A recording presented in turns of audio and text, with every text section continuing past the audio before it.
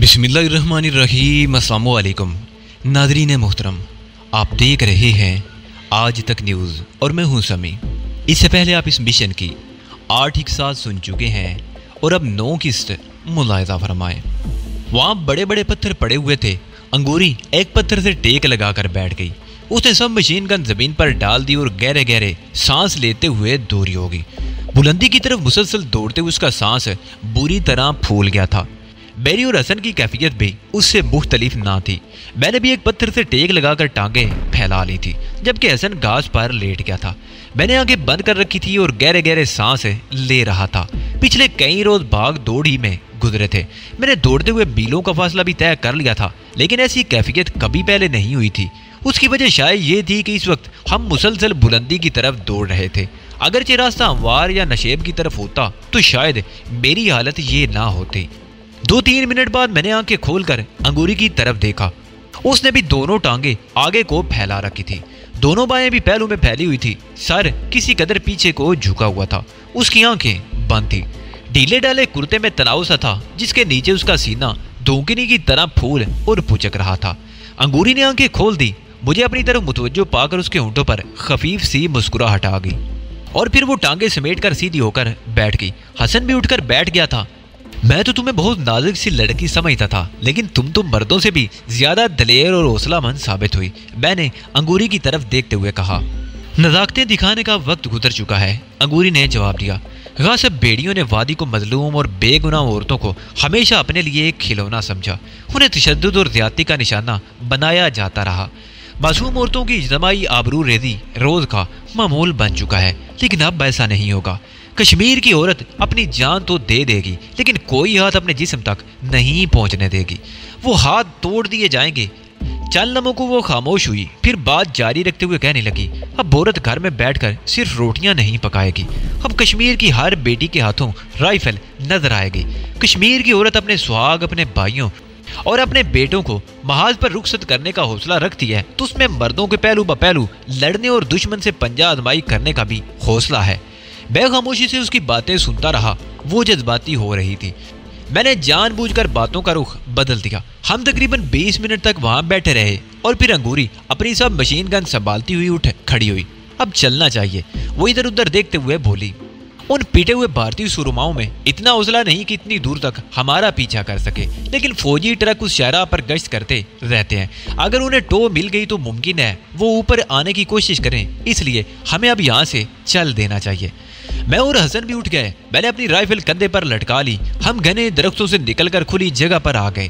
जिस वक्त ये मार्का हुआ था उस वक्त रात का अंधेरा रुखसत होना शुरू हो चुका था और दिन का बहुत हल्का सा उजाला फैलने लगा था। अब सूरज तलू हो चुका था और धूप फैल रही थी।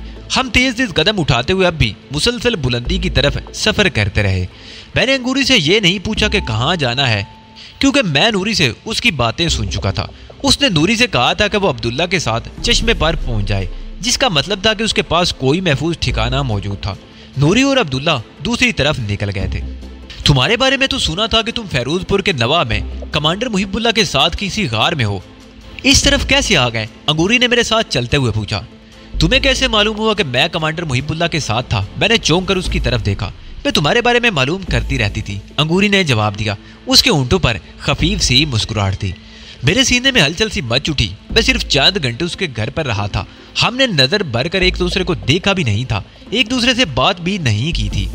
उसकी बस्ती से जाने के बाद मैंने एक लम्हे को भी अंगूरी का ख्याल ज़हन से नहीं निकाला था और अब मेरे लिए इंकिशाफ बड़ा ही सिनसनीखेज साबित हो रहा था कि अंगूरी भी मेरे तसव्वुर को दिल में बसाए हुए थी। फौजी कैंप पर तुम लोगों की कार्रवाई बड़ी कामयाब रही, कोई भी नहीं बचा वहां, अंगूरी कह रही थी। हमें मकबूल भाई की शहादत की इतला भी मिल गई थी और कमांडर मुहिबुल्ला के जख्मी होने की भी। अब वो कैसे हैं? उनकी टांग में बम का टुकड़ा लगा था, अब वो पहले से बहुत बेहतर हैं, मैंने जवाब दिया। हम दोनों बेतकल्फी से बातें करते रहे और ये बेतकल्फी उस वाक़े का नतीजा थी जो इत्तफाकन पेश आया था। अगर भारतीय फौजियों के खिलाफ उस छापामार कार्रवाई में हम लोग ना मिलते तो शायद हमारे दरमियान तकल्लुफ का पर्दा अरसा तक हायल रहता और हम एक दूसरे से बात करते हुए भी झिझकते। तुमने बताया नहीं यहाँ कैसे पहुंच गए? अंगूरी ने अपना सवाल दोहराया। कल सुबह मुझे इतला मिली थी कि भारतीय दरिंदों ने कैंप की तबाही का बदला लेने के लिए आसपास की बस्तियों को निशाना बनाना शुरू कर दिया है, मैंने कहा। बिसालपुर में जो कुछ भी हुआ मुझे उसका अफसोस है। बस ये आयशा की शहादत रायगा नहीं जाएगी। हम शुहदा के खून के एक एक कतरे का उन दरिंदों से हिसाब लेंगे। मैं चंद लम्हों को खामोश हुआ, फिर बात जारी रखते हुए कहने लगा, मुझे ये भी खबर मिली थी कि वो भारतीय वैशी बस्ती की कुछ लड़कियों को उठाकर ले गए हैं और तुम भी लापता हो। मैंने कमांडर मुहिबुल्लाह से इजाजत ले ली और हसन के साथ कल रात बिसालपुर पहुंच गया। वहां से पता चला कि तुम बस्ती से भाग गई थी और तुम्हें पतन की तरफ देखा गया है। हम रात ही को बिसालपुर से रवाना हो गए और जब यहाँ पहुंचे तो इन 2 फौजी ट्रकों को देखकर रुक गए कि वो गुजर जाएं तो हम सड़क पार करके दूसरी तरफ निकल जाएंगे। मगर उसी वक्त तुम लोगों ने ट्रकों पर हमला कर दिया और दूसरी तरफ से हम भी इस कार्रवाई में शरीक हो गए। चंद लम्हों की खामोशी के बाद मैंने बात जारी रखी। मेरा ख्याल था कि मुजाहिदीन की कोई बड़ी पार्टी होगी जिसने फौजी ट्रकों पर हमला किया था। मैं तो सोच भी नहीं सकता था कि इस पार्टी में सिर्फ 3 अफराद होंगे, 1 मर्द और 2 लड़कियां। और ये तो मेरे तसव्वुर भी नहीं था कि उन लड़कियों में तुम होगी।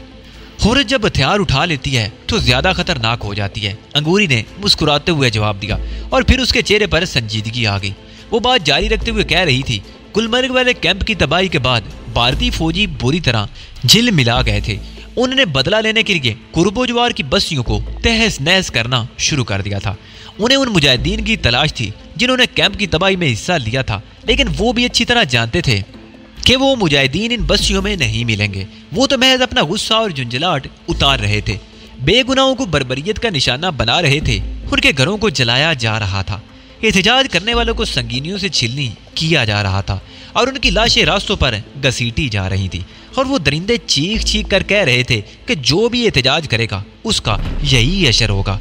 और फिर उस रोज वो खामोश होकर इधर उधर देखने लगी, फिर बात जारी रखते हुए कहने लगी, और फिर उस रोज शाम होने से जरा पहले 2 जीपों और 2 ट्रकों पर सवार तकरीबन 30-35 फौजी हमारी बस्ती में घुस आए। उन्होंने आते ही लूट मार शुरू कर दी। बूढ़ों, बच्चों और औरतों को तशद्दुद का निशाना बनाया जाने लगा। उन्हें न जाने किस तरह ये पता चल गया था कि कैंप की तबाही से 1 रोज पहले 2 मुजाहिदीनों ने चंद घंटों के लिए उस बस्ती में क़याम किया था और उन्हें यह भी पता चल गया कि वो मुजाहिदीन आयशा के घर में ठहरे थे। 4 फौजी हमारे घर आ गए। अम्मा ने मुझे पिछले दरवाजे से निकाल दिया। मैं गली के सिरे पर चाची रशीदा के घर में छुप गई। कुछ देर बाद वो फौजी अम्मा को मारते पीटते और बालों से पकड़कर घसीटते हुए बस्ती के चौक पर ले आए। चाची रशीदा के घर वालों ने मुझे एक कमरे में बंद कर दिया। अम्मा की चीखें मेरे कानों से टकराती रहीं। मैं बाहर निकलना चाहती थी मगर चाची रशीदा के घर वालों ने मुझे कमरे से नहीं निकलने दिया। बस्ती में शोर बढ़ता जा रहा था। भारतीय फौजियों ने हमारे घर को आग लगा दी थी। बस्ती के कुछ और घरों को भी जला दिया था। मैं जिस कमरे में बंद थी उसकी खिड़की से शोले और धुएं के बादल उठते हुए नजर आ रहे थे। शाम का अंधेरा फैल रहा था। फौजी अब घरों में घुसकर जवान लड़कियों को बाहर निकाल रहे थे। चाची रशीदा का भाई मुझे और अपनी जवान बेटी तायरा को लेकर छुपता छुपाता बस्ती से निकल आया और कहा कि हम जंगल में जाकर छुप जाएं और जब ये भेड़िए वापस चले जाएं तो हम भी वापस आ जाएं। मैं और तायरा बस्ती से निकलकर गुलमर्ग की तरफ जाने वाले रास्ते के करीब ऊंची झाड़ियों में छुप गईं। रास्ते के करीब छुपने का मकसद ये था कि हम उन फौजियों को वापस जाते हुए देख सकें और जब वो दूर चले जाएं तो हम बस्ती में वापस आ जाएं। शाम का अंधेरा गहरा हो चुका था। बस्ती के कई मकानों में आग लगी हुई थी और फिर हमें 2 फौजी ट्रक आते हुए दिखाई दिए। मैं और तायरा झाड़ियों में छुपी उन्हें देखती रही। उस वक्त हम दोनों खौफ से थर थर कांप रही थी। एक जीप और 2 ट्रक हमारे सामने से गुजर गए। आखिर में आने वाली जीप हमारे ऐन सामने सड़क पर रुक गई। मैं और तायरा खौफ के मारे एक दूसरे से लिपट गई। मेरा ख्याल था कि उन्होंने हमें देख लिया है, लेकिन मेरा ख्याल गलत निकला। जीप खराब होकर रुकी थी। ड्राइवर बार बार इंजन स्टार्ट करने की कोशिश करता रहा था। फिर नीचे उतरकर उसने इंजन का ढकना उठाया और खराबी तलाश करने लगा। जीप बगैर छत के थी। पिछले हिस्से में 2 फौजी बैठे हुए थे जिन्होंने एक लड़की को दबोच रखा था। उस लड़की के कराने की आवाजें हमारे कानों से टकरा रही थी। दूसरी जीप और ट्रक बहुत आगे निकल चुके थे। मैंने और तायरा ने एक दूसरे की तरफ देखा और फिर हम में न जाने कहां से इतनी हिम्मत आ गई कि हमने एक नहायत खतरनाक फैसला कर लिया। हम दोनों बहुत मोहतात अंदाज में झाड़ियों से निकली और चीखते दौड़ते हुए जीप पर हमला कर दिया। हमारी चीखों से जीप पर बैठे हुए फौजी बदहवास हो गए। हमने उनकी राइफलों पर कब्जा कर लिया।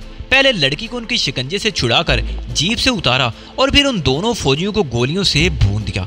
ड्राइवर ने भागने की कोशिश की लेकिन तायरा ने उसे भी ढेर कर दिया।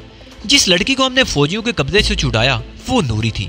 ہم نے تینوں فوجیوں کے رائفلوں پر قبضہ کر لیا اور جیپ میں رکھے ہوئے کئی فالتو میگزین بھی اٹھا لیے۔ اسی دوران ایک اور ٹرک واپس آتا ہوا نظر آیا۔ میں نے سوچا کہ اگر ہم نے بھاگنے کی کوشش کی تو وہ ہمارا پیچھا کر کے ہمیں گولیوں سے چھیلنی کر دیں گے۔ ہم سڑک سے ذرا ہٹ کر جھاڑیوں اور پتھروں میں چھپ گئے۔ اب ہمارے دلوں سے خوف مٹ چکا تھا، حوصلے بڑھ گئے تھے۔ مجاہدین ہماری بستی میں آ کر ٹھہرتے رہتے تھے۔ مقبول بھائی تو اکثر ہمارے گھر میں ٹھہرتے تھے۔ میں نے مقبول بھائی سے رائفل چلانا سیکھ لی تھی۔ بستی کی دوسری بہت سی لڑکیاں بھی بستی میں آنے والے مجاہدین سے شوقیہ طور پر رائفل چلانا سیکھ چکی تھی، لیکن اس روز عملی طور پر ہمیں رائفل اٹھانے کا موقع پہلی بار ملا۔ وہ ایک بار پھر خاموش ہو گئی۔ مسلسل بلندی پر چڑھتے رہنے سے ہمارے سانس ایک بار پھر پھولنے لگے تھے۔ انگوری بات جاری رکھتے ہوئے کہہ رہی تھی، ٹرک جیپ سے چند گز کے فاصلے پر رک گیا اور تقریباً نصف درجن فوجی ٹرک سے اتر کر جیپ کی طرف دوڑے۔ اپنے ساتھیوں کی لاشیں دیکھ کر ان کے چہروں پر ہوائیاں سی اڑنے لگی۔ وہ ٹرک کے ہیڈ لیمپس کی روشنی میں تھے اور مکمل طور پر ہماری زد میں تھے۔ انہوں نے رائفلیں سنبھال لی، لیکن اس سے پہلے کہ وہ صورتحال کو پوری طرح سمجھ سکتے ہم نے فائر کھول دیا۔ 3 فوجی ڈھیر ہو گئے اور باقی ٹرک کی طرف دوڑ پڑے۔ وہ لوگ شاید یہ سمجھے تھے کہ مجاہدین کی کوئی پارٹی یہاں پہنچ گئی ہے۔ ٹرک مڑ کر تیز رفتاری سے سڑک پر دوڑنے لگا۔ اس پر سوار فوجی اندھیرے میں اندھا دھند فائرنگ بھی کرتے جا رہے تھے۔ جیپ پر وہ فوجی نوری کو راست سے باہر نوچتے آئے تھے۔ اس کی قمیض تار تار ہو رہی تھی۔ ہم لوگ بستی میں واپس آ گئے۔ کئی اور گھروں کی طرح میرا گھر بھی شعلوں کی لپیٹ میں تھا۔ میری ماں کی لاش چوک میں پڑی تھی۔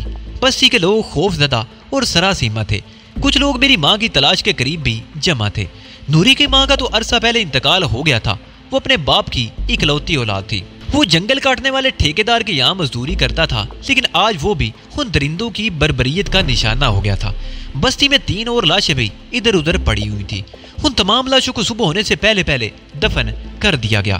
میں نے ان کی قبروں پر کھڑے ہو کر قسم کھائی کہ ان کے خون کے ایک ایک قطرے کا بدلہ لوں گی۔ رات تو خیریت سے گزر گئی۔ یہ بھارتی فوجی بڑے بزدل ہیں، انہیں اپنی جان کا بڑا خوف رہتا ہے۔ شام کا اندھیرا پھیلنے کے بعد یہ اپنی چھاونیوں یا کیمپوں سے باہر نہیں نکلتے۔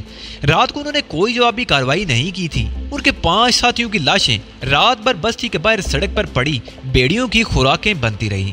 مجھے یقین تھا کہ صبح ہوتے ہی بھارتی فوجی بھاری تعداد میں وہاں ایک بار پھر بستی پر حملہ آور ہوں گے، اس لیے میں نے دن کی روشنی پھیلنے سے پہلے ہی وہاں سے نکلنے کا فیصلہ کر لیا تھا۔ طاہرہ کو چاچی رشیدہ رات ہی کو چند میل دور ایک اور بستی میں اپنے کسی رشتہ دار کے ہاں لے گئی تھی۔ نوری میرے ساتھ چلنے کو تیار ہو گئی اور پھر عبداللہ بھی ہمارے ساتھ ہو گیا۔ یہ دونوں ایک دوسرے کے منگیتر ہیں۔ ہم نے ایک محفوظ ٹھکانہ تلاش کر لیا ہے۔ میں جانتی ہوں کہ دن کے وقت فوجی گاڑیاں شاہراہ پر گشت کرتی رہتی ہیں۔ پہلے روز ہم نے ایک اکیلی جیپ کو نشانہ بنایا۔ وہ جیپ پتن سے بارہمولہ کی طرف جا رہی تھی۔ اس میں ڈرائیور سمیت 4 فوجی تھے۔ ہم گھات لگائے بیٹھے تھے۔ وہ چاروں ہمارے ہاتھوں مارے گئے۔ اس جیپ سے ہمیں بہت سا ایمونیشن اور کئی دستی بم مل گئے۔ پچھلے 3 روز سے ہم اس شاہراہ کے مختلف مقامات پر اسی قسم کی چھاپہ مار کارروائیاں کر کے بھارتی فوجیوں کو نقصان پہنچا رہے ہیں۔ آج بھی ہم رات کے آخری پہر 3 بجے اس جگہ گھات لگا کر بیٹھ گئے تھے، اور جیسے ہی ہم نے ٹرکوں پر حملہ کیا اور دوسری طرف سے فائرنگ کی آوازیں سن کر میں سمجھی تھی کہ مجاہدین کی کوئی بڑی پارٹی اس طرف آ نکلی ہے، اور ہمارے حوصلے مزید بڑھ گئے۔ لیکن کھودا پاڑ نکلا چوہا، میں نے اس کی بات پوری کر دی۔ انگوری نے ہلکا سا کہکا لگایا۔ فضا میں جیسے نکرئی گھنٹیاں سی بج اٹھی۔ لیکن تم دو نے بھی ہمیں بڑا حوصلہ دیا تھا، انگوری نے سنجیدگی اختیار کرتے ہوئے کہا۔ 2 طرف سے حملہ ہوا تو بھارتی سورما یہی سمجھے تھے کہ مجاہدین کی کسی بڑی پارٹی سے ان کا سامنا ہو گیا ہے، اور پھر عبداللہ نے بروقت ہینڈ گرنیڈ پھینک کر بڑا کام کر دیا تھا۔ میں تم لوگوں کی ہمت کی داد دیتا ہوں۔ میں نے چلتے چلتے انگوری کا ہاتھ پکڑ لیا۔ اس نے گردن گھما کر میری طرف دیکھا، لیکن نہ تو کوئی اعتراض کیا اور نہ ہی ہاتھ چھڑانے کی کوشش کی۔ کیا گولیاں چلاتے اور خون بہتے دیکھ کر تمہیں خوف نہیں آتا؟ خوف اور ڈر یہ چیزیں اب میرے لیے بے معنی ہو کر رہ گئی ہیں، اس نے جواب دیا۔ میرا ڈر تو اس روز ہی دور ہو گیا تھا جب میں نے اور طاہرہ نے نوری کو فوجیوں کے شکنجے میں دیکھ کر جیپ پر حملہ کر دیا تھا، اور پھر میں نے اپنوں کا خون بہتے دیکھا ہے۔ اور بھارتی بیڑیوں کو خون بہتے دیکھ کر مجھے خوف کیوں کر محسوس ہونے لگا، بلکہ حقیقت تو یہ ہے کہ جب میں کسی بھارتی فوجی کو گولی کھا کر گرتے اور اس کے جسم سے خون کے فوارے ابلتے دیکھتی ہوں تو مجھے عجیب سا سکون ملتا ہے۔ میں نے انگوری کی طرف دیکھا، اس کے چہرے پر عجیب سے تاثرات ابھر آئے تھے۔ ہم ایک بار پھر رک گئے۔ حسن ہم سے چند گز پیچھے چل رہا تھا، وہ بھی ہمارے قریب آ کر ایک درخت سے ٹیک لگا کر بیٹھ گیا۔ ہم پہاڑ کی چوٹی پر تھے दूसरी तरफ नशेब में छोटी छोटी पहाड़ियों का सिलसिला था जो दूर तक चला गया था। हम तकरीबन 1 घंटे तक बैठे रहे और फिर उठकर एक तंग से रास्ते में दाखिल हो गए। यहाँ हवा बहुत तेज थी जो हमें मुसलसल पीछे की तरफ धकेल रही थी। तकरीबन आधे घंटे बाद हम खुली जगह पर पहुंच गए। बड़ी हसीन जगह थी। दूर तक दरख्तों के झुंड फैले हुए थे। मखमली घास में मुस्कुराते हुए रंग बिरंगे जंगली फूल बाहर दिखा रहे थे। हम एक बार फिर एक छोटी सी नदी पर रुक गए। शफाफ पानी उछलता और गुनगुनाता हुआ बह रहा था। मैंने जी भरकर ठंडा पानी पिया और मुंह पर छींटे मारने लगा। हम सिर्फ चंद मिनट वहां रुके और नदी के साथ साथ ऊपर की तरफ चलने लगे।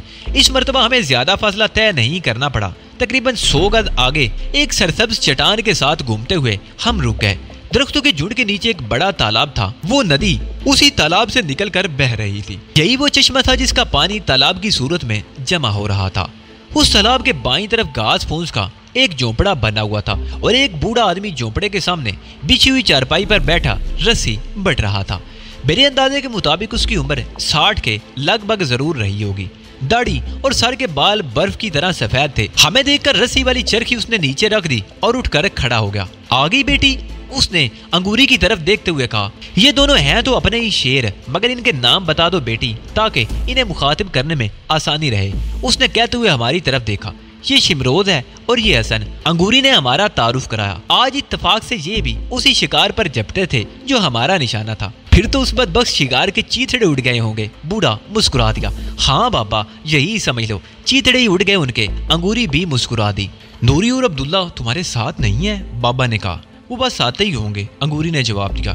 पर हमें तो बहुत भूख लग रही है बाबा, तुम लोग बैठो, मैं भी चावल उबाल लेता हूँ। वो सफेद रीछ बूढ़ा कहते हुए झोंपड़े की पिछली तरफ चला गया। हसन तो चटाई पर लेट गया। मैं और अंगूरी एक दूसरे से कुछ फासले पर बैठ गए। मैं बार बार अंगूरी की तरफ देख रहा था। उसने सर पर बंधा हुआ रुमाल खोल दिया था। उस रोज मैंने उसे 2 चोटियां बांधे हुए देखा था। सीने पर लहराती हुई वो 2 चोटियां मुझे बहुत अच्छी लगी थी और बिखरे हुए स्याह रेशमी बाल बहुत अच्छे लग रहे थे। मुझे अपनी तरफ इस तरह गहरी नजरों से घूरते हुए देखकर अंगूरी के चेहरे पर हल्की सी सुर्खी फैल गई और निगाहें झुक गई। मैं बेइख्तियार मुस्कुरा दिया। इस वक्त मेरे सामने वही अंगूरी बैठी थी जिसे मैंने पहली बार उसके घर में देखा था। शर्माई, लजाई और झिझकी हुई सी लड़ गई। थोड़ी देर बाद नूरी और अब्दुल्ला भी पहुंच गए। वो कुछ ज्यादा ही थके हुए थे। नूरी ने अपनी सब मशीन गन एक तरफ डाल दी और सर पर बंधा हुआ रुमाल खोल दिया और चटाई पर लेटकर अपना सर अंगूरी के घुटने पर रख दिया। अंगूरी प्यार से उसके बालों में उंगलियां फेरने लगी। फिजा में चावलों की खुशगवार सी महक फैल गई। झोंपड़े की पिछली तरफ वो बाबा चावल उबाल रहा था और उसकी इश्तामेज खुशबू से मेरी भूख चमक उठी थी। ये बाबा कौन है और यहाँ इस वीराने में क्यों रह रहा है?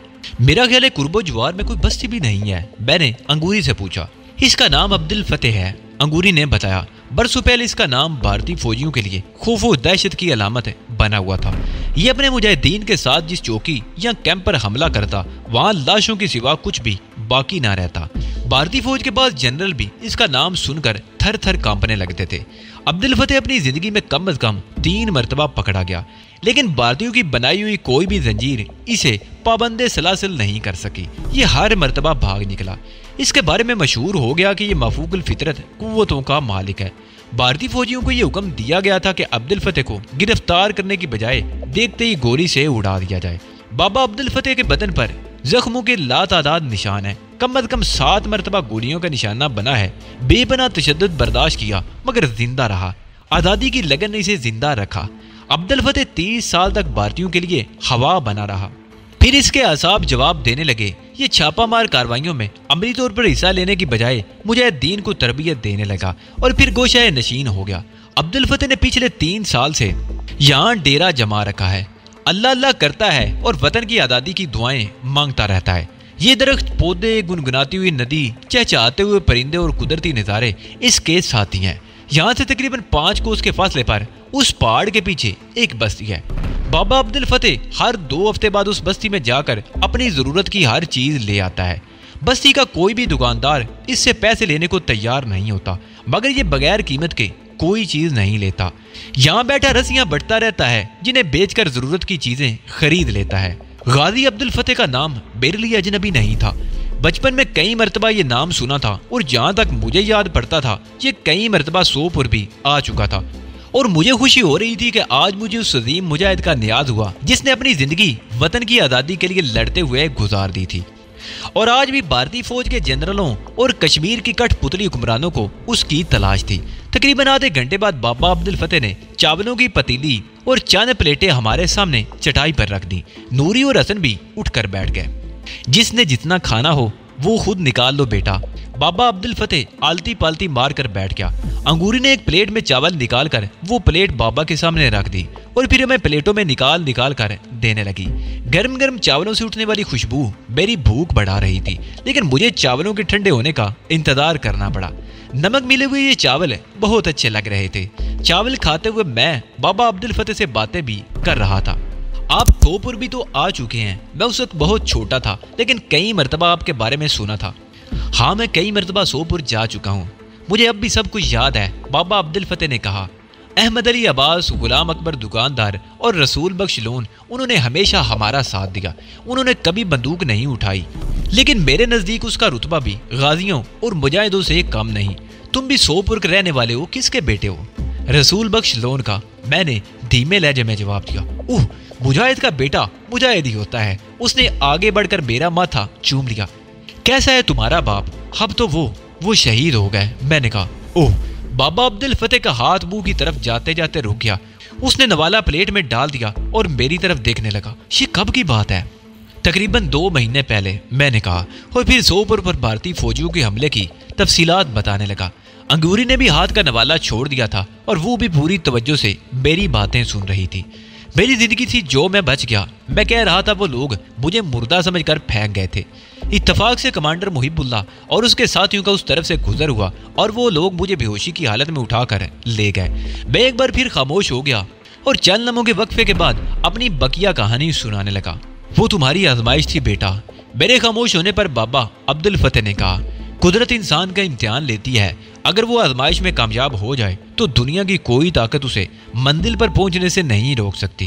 تم بھی اس آزمائش سے سرخرو ہو کر نکلے ہو۔ یہ غاصب بھارتی حکمران اب تمہارا راستہ نہیں روک سکتے۔ وہ چند لمحوں کو خاموش ہوا، پھر بولا، مجھے انگوری نے بتایا تھا کہ کمانڈر محب اللہ کی قیادت میں مجاہدین نے گلمرگ کے دوسری طرف نئے اڈے قائم کیے تھے۔ مجاہدین نے گلمرگ کے دوسری طرف نئے قائم ہونے والے اسلحے ڈیپو کو اڑا دیا تھا۔ مجھے بھی اس ڈیپو کے بارے میں اطلاع ملتی رہتی تھی۔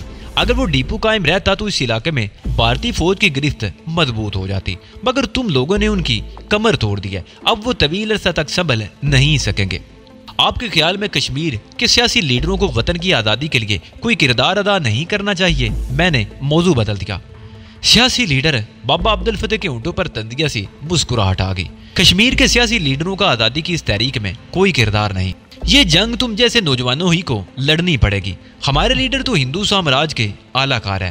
وہ سری نگر کے عالی شان بنگلوں کے شاندار ڈرائنگ روم میں بیٹھ کر کشمیریوں کی بے بسی اور مظلومیت کا رونا روتے ہیں۔ وہ جب دیکھتے ہیں کہ عوام ان کو بھولنے لگی ہے تو بھارتی حکمرانوں یا فوج کے مظالم کے خلاف ایک زوردار بیان جاری کر دیتے ہیں، جس پر حکومت انہیں گرفتار کر لیتی ہے اور جیل میں بھی وہ عیش کرتے رہتے ہیں، اور چند روز بعد وہ پھر رہا ہو کر اپنی عیاشیوں میں مصروف ہو جاتے ہیں۔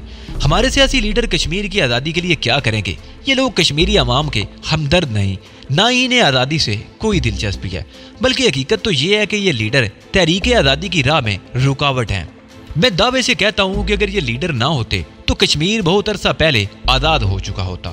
وہ چند لمحوں کو خاموش ہوا، پھر بات جاری رکھتے ہوئے کہنے لگا، ایک زمانے میں شیر کشمیر کے نام کا بہت چرچا تھا۔ وہ تحریک آزادی کا ہیرو کہلانے لگا تھا، مگر حقیقت یہ ہے کہ دنیا جانتی ہے کہ کشمیر کاز کو سب سے زیادہ نقصان اسی شیر کشمیر نے پہنچایا تھا۔ کرسی کی خاطر اس نے کشمیری عوام سے غداری کی، کشمیر کاز سے غداری کی، اور پھر یہ روایت بن گئی۔ اقتدار سے محروم ہو کر یہ شیر کشمیر کی کشمیری عوام پر بھارتی حکمرانوں اور فوج کے مظالم کا رونا روتا، اور جب اسے وزارت اعلیٰ کی مسند پر بٹھا دیا جاتا تو اس کی زبان انہی کشمیری عوام کے خلاف زہر اگلنے لگتی۔ شیر کشمیر مر گیا، اس کی گدی اس کی اولاد نے سنبھال لی۔ یہ تو غدار ابن غدار ہیں۔ کشمیر کاز کو سب سے زیادہ نقصان اسی خاندان نے پہنچایا ہے۔ دوسرے لیڈر بھی یہی سب کچھ کر رہے ہیں۔ وہ چٹے اجلے کپڑے اور اونچی ٹوپیاں پہن کر بیانات جاری کرنے کے لیے تصویریں بنواتے ہیں۔ ان کی دلچسپی صرف اپنی سیاست چمکانے تک محدود ہے، آزادی سے انہیں کوئی دلچسپی نہیں۔ وادی میں ہر جگہ پولیس اور فوج سے کشمیری عوام کی جھڑپیں ہوتی رہتی ہیں۔ निहत्थे अवाम पुलिस की लाठियां खाते हैं, फौज की गोलियों के सामने सीना सुपर हो जाते हैं, उनके घरों को जलाकर राख कर दिया जाता है, उनकी औरतों को सड़कों पर घसीटा जाता है, उनकी जवान बेटियों को इज्तिमाई आबरू रेदी का निशाना बनाया जाता है, उन्हें हर तरह से रुसवा किया जाता है। लेकिन क्या किसी लीडर के बारे में ऐसा सुना है कि उसके जिस्म पर कोई मामूली सा जख्म भी लगा हो, उनके घरों को आग लगाई गई हो या उनकी औरतों को हाथ लगाया गया हो? नहीं मेरे दोस्त, ये सब कुछ तो उन निहत्थे और बेगुनाह कश्मीरी अवाम के साथ हो रहा है जो इस हसीन वादी को भारतीय साम्राज्य से आज़ाद करवाकर अमन और आश्ती का गहवारा बनाना चाहते हैं। आज़ादी के मतवालों को जब गोलियों का निशाना बनाया जा रहा होता है, उनके घरों से आग के मुहिब शोले उठ रहे होते हैं और उनकी औरतों को सड़कों पर घसीटा जा रहा होता है, उस वक्त हमारे ये लीडर अपनी कोठियों के आलीशान ड्राइंग रूम में बैठकर सियासत बिगाड़ रहे होते हैं और ये सोच रहे होते हैं कि मासूम कश्मीरियों के जिस्मों से बहने वाले खून से वो जाती तौर पर ज्यादा से ज्यादा कितना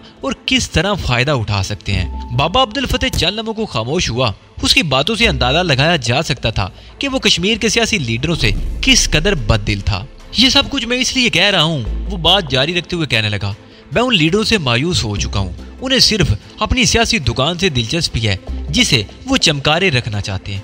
ये कश्मीर की आज़ादी नहीं चाहते बल्कि इस मामले को उलझाए रखना चाहते हैं। उनके किरदार बहुत घिनौने हैं, तुम उनके अंदर जाकर देखो तो तुम्हें भी उनसे नफरत हो जाएगी। मैं तुम्हें एक लीडर की बात बताऊं, वो खामोश होकर मेरी तरफ देखने लगा। ये अपने आप को कश्मीरी आवाम का बहुत बड़ा हमदर्द और बहुत बड़ा लीडर समझता है। उसके बयानात सुनकर लगता है कि भारतीय फौजियों ने मजलूम कश्मीरियों पर मुजालिम बंद ना किए तो वो अपनी जान दे देगा। लेकिन उसके असल किरदार के बारे में जानकर तुम्हें उससे नफरत हो जाएगी। वो एक बार फिर खामोश हो गया। मैं उसके चेहरे पर तासरात के उतार चढ़ाव को बगौर देख रहा था। वो कह रहा था, चंद साल पहले जब भारतीय फौजियों के खिलाफ मेरी सरगर्मियां उरूज पर थीं, तो उस लीडर ने कम अज कम 2 मरतबा मुझसे राब्ता किया था और ये पेशकश की थी कि मैं भारतीय साम्राज्य के खिलाफ अपनी सरगर्मियां खत्म कर दूं तो मुझे बहुत सारी मराद दी जा सकती हैं। हिंदुस्तान के किसी भी शहर में या पाकिस्तान में मुझे बहुत बड़ी कोठी दी जाएगी, शानदार कार दी जाएगी और कम अज कम 5 लाख रुपए महाना इखराजात के लिए दिए जाएंगे। ये मराद मुझे जिंदगी की आखिरी घड़ियों तक मिलती रहेंगी। लेकिन मैंने उसकी पेशकश को कबूल करने से इनकार कर दिया, क्योंकि ये मैं जंग अपने जाती मफाद के लिए नहीं, उन मजलूम और बेगुनाह बहन भाइयों के लिए लड़ रहा हूँ जो पिछले 52 बरसों से जुल्म की चक्की में पिस रहे हैं। ये तो हमारे लीडरों का किरदार है। वो एक बार फिर खामोश हो गया। उसकी नजरें मेरे चेहरे पर मरकूज थी। सब लीडर ऐसे ही बेजमीर नहीं है। बाद लोगों के दिल में वाकई कश्मीरी अवाम से हमदर्दी है। वो भी भारतीय तसल्लुत से वादी को आज़ाद कराना चाहते हैं, लेकिन उन्हें आगे नहीं आने दिया जाता। उन्हें अपनी बात कहने का मौका नहीं दिया जाता। लीडरों ने मुझे बड़ा मायूस किया है, लेकिन मैं कश्मीर के मुस्तकबिल से मायूस नहीं हूँ। कश्मीर जरूर आज़ाद होगा और सियासी लीडर नहीं बल्कि तुम जैसे सर फिरे नौजवान आज़ादी दिलाएंगे। मैं सियासत का तालिब नहीं हूँ, मैंने तो सिर्फ मैट्रिक तक तालीम हासिल की। ज़माना तालीम के दौरान भी मुझे सियासत से कोई दिलचस्पी न थी, लेकिन ये देख देख कर मेरा दिल कुड़ता था कि गासिब और जालिम हिंदुओं ने हमारी आज़ादी सल्ब कर रखी है। वो ताकत के बलबूते पर हमें दबाए रखना चाहते हैं। कमांडर रशीद और दूसरे मुजाहिदीन हमारे कस्बे में आते रहते थे। मैं उनकी बातें सुनता रहता था। हर रात कस्बे के कुछ लोग हमारे घर आ जाते और बैठक में बैठे देर तक बातें करते रहते। लीडरों के बयानात पर तबसरे होते, कठपुतली हुक्मरानों के किरदार का तजिया किया जाता और फिर अपने वालिदैन की शहादत के बाद मैंने राइफल उठाई तो मुजाहिदीन की बातें सुनकर मुझे पता चला कि सियासत क्या होती है। मगर उस वक्त भी मैंने ज्यादा गहराई में जाने की कोशिश नहीं की थी और आज बाबा अब्दुल फतेह की बातों ने मुझे झंझोड़ कर रख दिया था और मैं ये सोचने पर मजबूर हो गया था कि कश्मीर को भारतीय तसल्लुत से आज़ादी सियासी लीडर नहीं बल्कि मुजाहिदीन ही दिलाएंगे। आज़ादी के मतवाले ये लोग जो अपना घर बार छोड़कर पहाड़ों में कठिन जिंदगी गुजारने के लिए तैयार थे, यही लोग अपनी जानें हथेलियों पर रखकर बिजली की तरह दुश्मन पर टूट पड़ते थे और उन्हें तहस नहस करके पहाड़ों में रोपोश हो जाते थे। मुझे इस बात की खुशी थी कि मैं भी उन सरफरोशों में शामिल था और तहरीक आज़ादी में अपने हिस्से का किरदार अदा कर रहा था। अगरचे हम सबको शदीद भूख लगी हुई थी, मगर इन बातों से हमारी भूख मर चुकी थी। नूरी ने चावलों की पतीली उठाकर झोंपड़ी में रख दी और प्लेटें धोने के लिए नदी पर ले गई। बाबा अब्दुल फतेह एक बार फिर छोटी सी चरखी घुमाकर रस्सी बटने लगा। मेरे हाथों में अब राइफल उठाने की ताकत नहीं रही, वो कह रहा था, लेकिन इस उम्मीद पर जिंदा हूं कि अपनी आंखों से इस वादी की फिजाओं में आज़ादी का परचम लहराते देख सकूं। انشاءاللہ آپ ضرور دیکھیں گے، میں نے کہا۔ عبداللہ اور حسن بھی اٹھ کر ہم سے کچھ دور درختوں کے نیچے گھاس پر جا بیٹھے تھے۔ میں بظاہر باتیں تو بابا عبدالفتح سے کر رہا تھا، مگر میرا دھیان انگوری کی طرف تھا جو بیٹھی اونگ رہی تھی۔ ارے بیٹی انگوری، تم جا کر سو جاؤ، بہت تھکی ہوئی لگ رہی ہو، بابا عبدالفتح نے انگوری کی طرف دیکھتے ہوئے کہا۔ انگوری اٹھ کر جھونپڑے میں چلی گئی۔ میں کنکھیوں سے اس کی طرف دیکھ رہا تھا۔ جھونپڑے میں چٹائیاں بچھی ہوئی تھی اور چند کمبل بھی طے کر کے ایک طرف رکھے ہوئے تھے۔ وہ ایک کونے میں لیٹ گئی۔ نوری بھی پلیٹیں وغیرہ دھونے کے بعد عبداللہ اور حسن کے قریب جا بیٹھی۔ میں کچھ دیر بابا عبدالفتح سے باتیں کرتا رہا اور پھر چٹائی پر لیٹ گیا۔ تھوڑی دیر بعد میری آنکھیں بند ہونے لگی۔ دن سوتے ہوئے گزارا اور رات کو نیند آنکھوں سے دور ہی رہی۔ حسن، عبداللہ اور نوری تو جلدی سو گئے تھے۔ انگوری میری طرح دن میں اپنی نیند پوری کر چکی تھی۔ وہ بھی میری طرح بابا عبدالفتح کے پاس بیٹھی باتیں کرتی رہی۔ بابا عبدالفتح اپنی جوانی کے قصے سنا رہا تھا۔ عبدالفتح کے بارے میں نے بھی بچپن میں بہت کچھ سن رکھا تھا اور اب اسی غازی سے اس کے مارکۃ العراء کارناموں کی تفصیل سن رہا تھا۔ بابا نے باتیں کرتے کرتے قمیض اوپر اٹھا دی۔ یہ دیکھو، وہ سینے کی طرف اشارہ کرتے ہوئے بولا، یہ زخم نہیں، میڈل ہے جو میری بہادری کا اعتراف کرتے ہوئے بھارتی فوجیوں نے میرے سینے پر سجائے تھے۔ اور یہ دیکھو، اس نے گھوم کر برہنہ پشت میری طرف کر دی۔ میری پشت پر تمہیں ایسا کوئی نشان نظر نہیں آئے گا۔ بہادری کے میڈل ہمیشہ میرے سینے پر سجائے جاتے ہیں، پشت پر نہیں۔ وہ ایک لمحے کو خاموش ہو گیا، پھر قمیض درست کرتے ہوئے بولا، میں تمہیں یہ سب کچھ اس لیے بتا رہا ہوں کہ تم بھی یہ میڈل سینے پر ہی سجانا۔ تمہاری پشت کبھی دشمن کی طرف نہیں ہونی چاہیے۔ ایسا ہی ہوگا بابا، میں نے کہا۔ تم محب اللہ کے ساتھ رہے ہو، بابا عبدالفتح نے کہا۔ وہ ایک ذہین اور بہادر مجاہد ہے۔ اس کی زندگی کا بیشتر حصہ بھی جہاد کرتے ہوئے گزرا ہے۔ اس کے ساتھ رہ کر تمہیں بہت کچھ سیکھنے کا موقع ملے گا۔ مجھے ایک تو تجربہ ہو چکا ہے، میں نے مسکراتے ہوئے کہا۔ گلمرگ والے فوجی کیمپ کی تباہی میں ان کے ساتھ تھا۔ ان کی رہنمائی اور تجربے سے ہم نے بھرپور فائدہ اٹھایا۔ وہ تجربہ کار آدمی ہے، دشمن پر متعدد بار کاری ضربیں لگا چکا ہے۔ اس سے مجھے بہت سی توقعات وابستہ ہیں، بابا نے کہا۔ کمانڈر محب اللہ ہی نہیں، وادی کا ہر مجاہد آپ کی توقعات پر پورا اترے گا اور آپ دیکھیں گے کہ ہم ان قاسموں کو ایک نہ ایک دن بوریا بستر گول کرنے پر مجبور کر دیں گے، میں نے کہا۔ انشاءاللہ، انگوری بول اٹھی۔ باہر جھاڑیوں کی سرسراہٹ کی آواز سن کر میں چونک گیا۔ اس طرف دیکھنے لگا۔ جھونپڑے کے دروازے کے سامنے لالٹین رکھی ہوئی تھی۔ اس کی روشنی میری آنکھوں میں پڑ رہی تھی اور باہر اندھیرا تھا، کچھ دکھائی نہیں دیا۔ لیکن 1 منٹ بعد آواز دوبارہ سنائی دی۔ یوں لگا تھا جیسے کوئی بہت محتاط انداز میں جھاڑیوں میں چلنے کی کوشش کر رہا ہو۔ میں نے لپک کر اپنی سب مشین گن اٹھا لی۔